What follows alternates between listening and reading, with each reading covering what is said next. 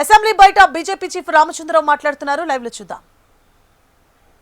అందరూ కూడా ఆ ఎమ్మెల్యేలందరూ కూడా దాన్ని బేఖతరు చేస్తూ అవమానిస్తూ సభ నుంచి ఆలాపించే సమయంలో వెళ్ళిపోయారు. వందే మాత్రం పూర్తయిన తర్వాత రావడం జరిగింది. ఇది ఎంఐఎం పార్టీ మన భారతదేశం ఒక జాతీయ గేయాల మీద, జాతీయ ఒక సింబల్స్ మీద, మన జాతీయ భావం మీద ఈరోజు వారు అవమానపరిచినట్టు భారతీయ జనతా పార్టీ భావిస్తూ ఉంది. వారికి సంబంధించినటువంటి ఒక ఎంపీ, ఆ పార్టీకి సంబంధించిన ఎంపీ పార్లమెంట్లో శపథ గ్రహణం చేసే సమయంలో, శపథం తీసుకున్నటువంటి సమయంలో జై పలిస్టాన్ అంటాడు ఆయన. భారత్ మాతాకి జై అనడం నోట్లోంచి రాదు, కనీసం జై హింద్ అనడం కూడా రాదు, వందే మాత్రం కూడా అంటారు రాదు, కానీ జై పాలెస్టైన్ మాత్రం అంటారు.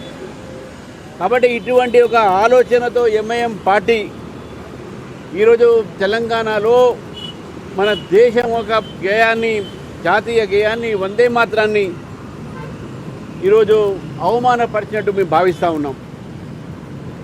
నిజాము వ్యతిరేకంగా పోరాడినటువంటి ఒక ఆ రోజు ఆర్ఎస్ సమాజ్లో ఉన్నట్టు అనేక మంది వందే మాత్రం ఒక నినాదంతో చేశారు. అందుకే రామచంద్రరావు గారు ఉండే వందే మాత్రం రామచంద్రరావు గారు చెప్తారు వారిని.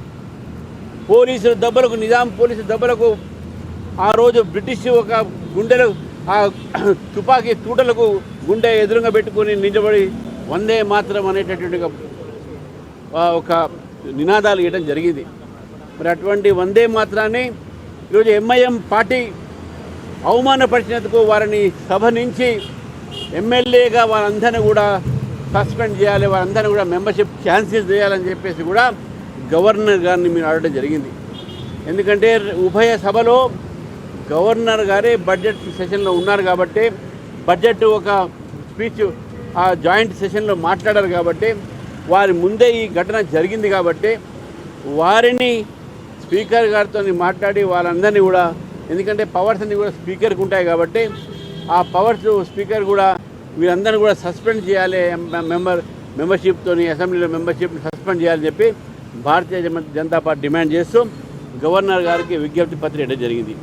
ఈ విజ్ఞప్తి పత్రం చూసిన తర్వాత గవర్నర్ గారు తప్పకుండా దీని మీద మీ స్పీకర్ గారితో మాట్లాడి ఏమేమి చేయాలో నా చట్టపరంగా నేను చూస్తానని చెప్పేసి కూడా వారు చెప్పడం జరిగింది. మన అన్ని స్టేట్ ఆఫీస్లో ప్లానింగ్స్ ఉన్నాయి. State office